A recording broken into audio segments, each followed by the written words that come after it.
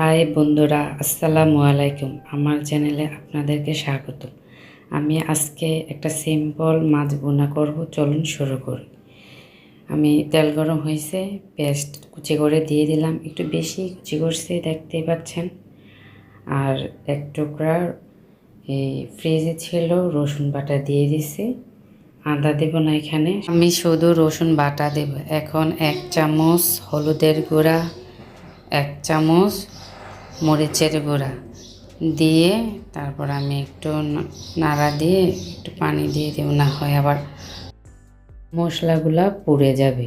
তারপর আমি একটু পানি দিয়ে নিছি, একটু কষায় তারপর এখন আমি যে টমেটো কুচি দিয়ে দিছি। যে টমেটোটা একটু কষায়ে মাছ আমি আগেই ভেজে রাখছি, এটা এখন আমি দিয়ে দেব মাছটা। ঠিক আছে, এই মাছের নাম আমি অবশ্য জানি না। এটা হলো একবার ফ্রেশ নদীর মাছ, আমার বাবা পাঠাইছে গ্রাম থেকে। আমি মাছে পানি দিয়ে নিয়েছি। তারপরে এখন আমার ভিডিও যদি আপনাদের ভালো লাগে তাহলে আমার চ্যানেল থেকে ঘুরে আসতে পারেন। তো দেখেন আমার জল এখন উতরাই গেছে। এখন আমি কাঁচামরিচ দিয়ে দিব, তারপর ফ্লেভারটা একটু ভালো হবে। তারপর ধনিয়া পাতাটা এখন দিয়ে নিব।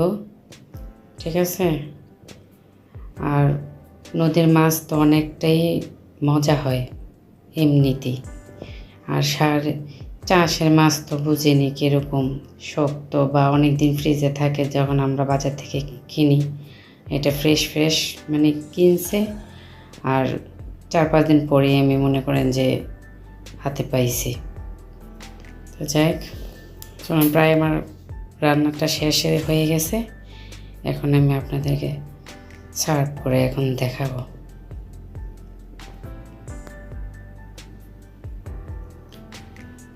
দেখেন, দেখতে কালারটা কত সুন্দর আছে, আর মাছটাও কত সফট, দেখতে বোঝা যায়। তো যারা যারা আমার চ্যানেল সাবস্ক্রাইব করছেন তাদেরকে জানাই অসংখ্য ধন্যবাদ। আর কথা বলতে বলতে আমার রান্নাটা প্রায় শেষ। দেখেন কত সুন্দর হয়েছে। এতক্ষণ আমার সাথে থাকার জন্য আপনাদেরকে অনেক ধন্যবাদ। সবাইকে জানাই আসসালামু আলাইকুম।